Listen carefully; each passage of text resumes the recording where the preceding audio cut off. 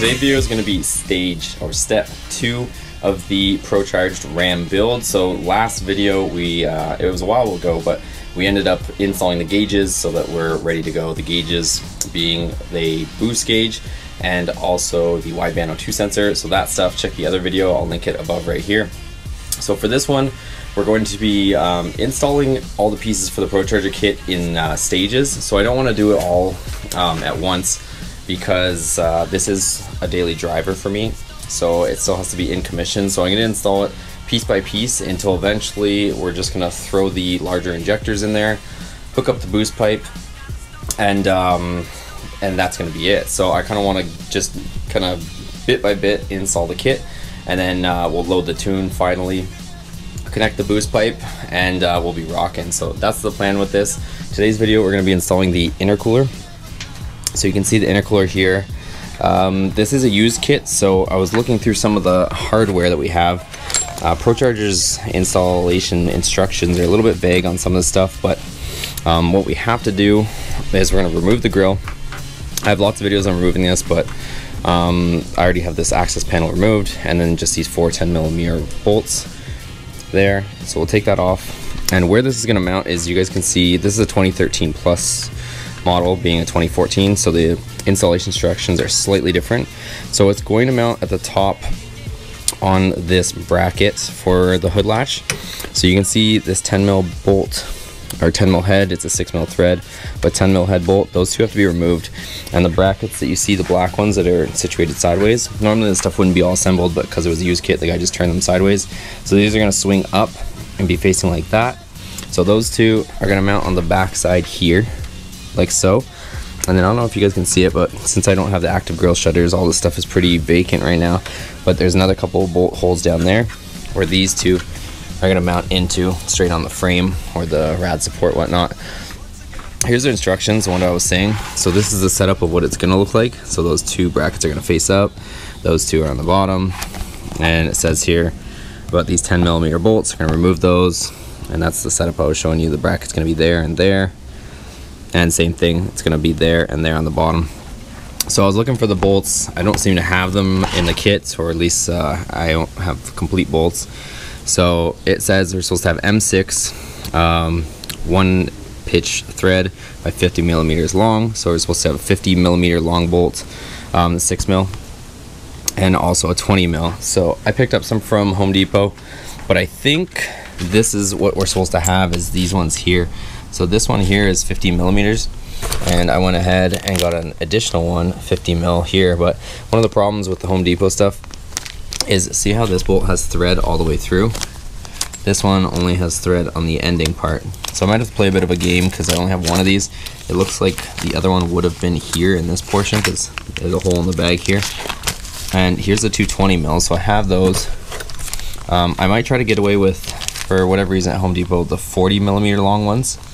Those ones have thread all the way through, but as soon as you step it up to a 50mm, that's when they do this thing where they just give you this part without the thread, because they assume that you're not going to need all the thread all the way through. So what we'll do is pop off the grill and remove these two.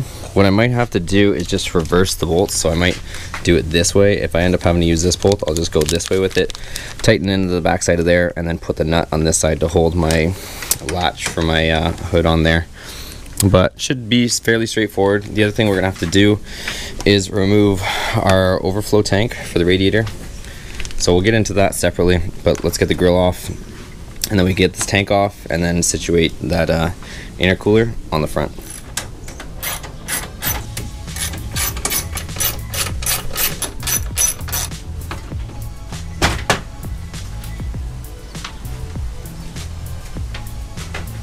Next, we'll get rid of the overflow tank. So the overflow tank just consists of this upper hose, so you can pull it off without too much worry. Just don't let this hose drop below the level of the tank, because then it'll probably puke everywhere, but it seems like just pulling it off the top, we should be okay. I'm just going to shove it there for a second. And then these two bolts, there's a 10mm head bolt here and one down here. So we'll remove these two. And on this side, you'll just see these kind of locking tabs. Just slide into there, and then this whole thing should just lift out. So this should be fairly straightforward here.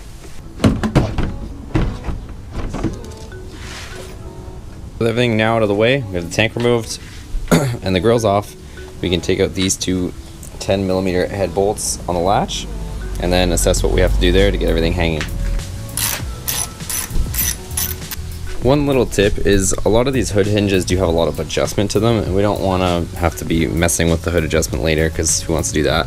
So you'll see that the bolts, the hole for it, does have a lot of adjustment. So what we're going to do is we're going to do one at a time, just so we don't lose the adjustment of our latch. So I removed one of the bolts. Let's get the intercooler up here and hanging, and then we can put the bolts through and hopefully just do one at a time. That way we don't have to mess with adjusting the latch.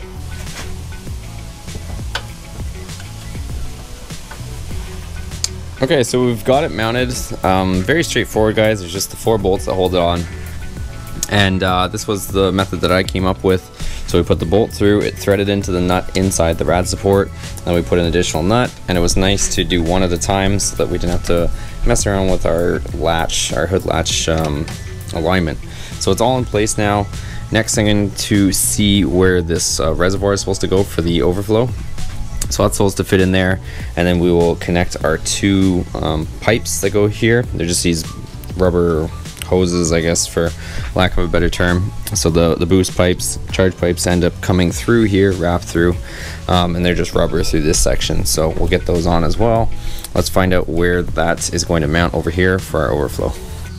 This is the setup for the coolant overflow bottle, so you need these 2 brackets. I don't have all the supercharger stuff here with me, some of it's at my storage, but it does appear that I'm missing 1 bracket from here. So for now I'm just going to put it on this bolt.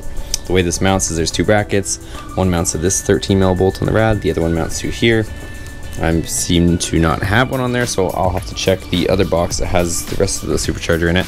But for now, we should be all set. I'm gonna pop this 13mm head bolt out, and then this hose connects to the bottom, and then the top one's just a vent and to fill it, of course.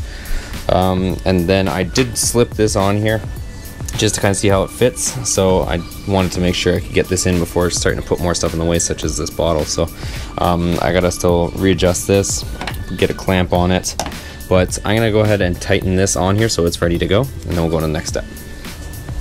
So the overflow bottle is now mounted, with the exception of that 1 bracket that we have to find on our next video, but we'll install that, no big deal. It just connects from here to this bolt here.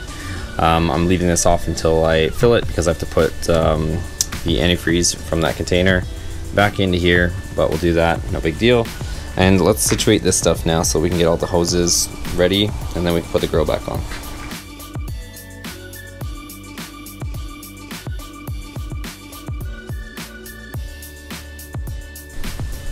Okay, so here we are. We have the intercooler piping installed. It is tight through here. As you can see, there's like no room for anything. Might have to adjust that actually. Now looking at it, I might have to push it a little bit down so that doesn't rub on that steel there. But yeah, everything is very tight through here, guys, and it takes a little bit of finagling to get it all in place. This is the top vent hose that goes here. So once we top that up, we can throw this in. It comes with this little grommet here, and then this just kind of just hangs out over here just to give it a vent. That's their solution for that. But we should be okay to, everything's tight on here, even the bolts on the back. So these 2 bolts are tight as well. Brackets are all tight. We could probably pop the grill back on at this point. I'm gonna adjust this band clamp just so that it doesn't cause us any issues, and then start buttoning stuff up. All the band clamps, everything are tight, and I put blue tape over top of the piping so that no dirt enters there and everything stays clean until we get on to the next step and finally complete the circuit with all the supercharger and whatnot. So I'm gonna go ahead and fit the grill, and that'll be the next step.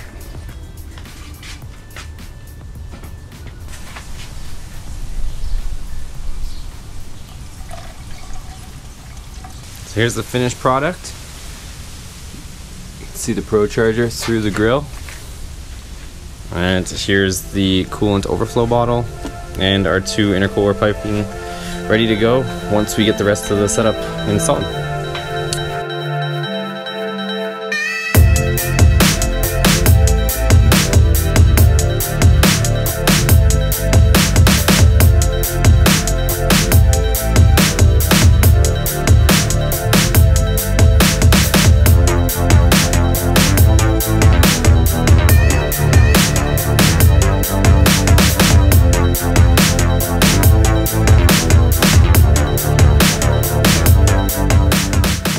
So thanks for watching, guys. Hope you enjoyed this video. If you did like it, give it a thumbs up.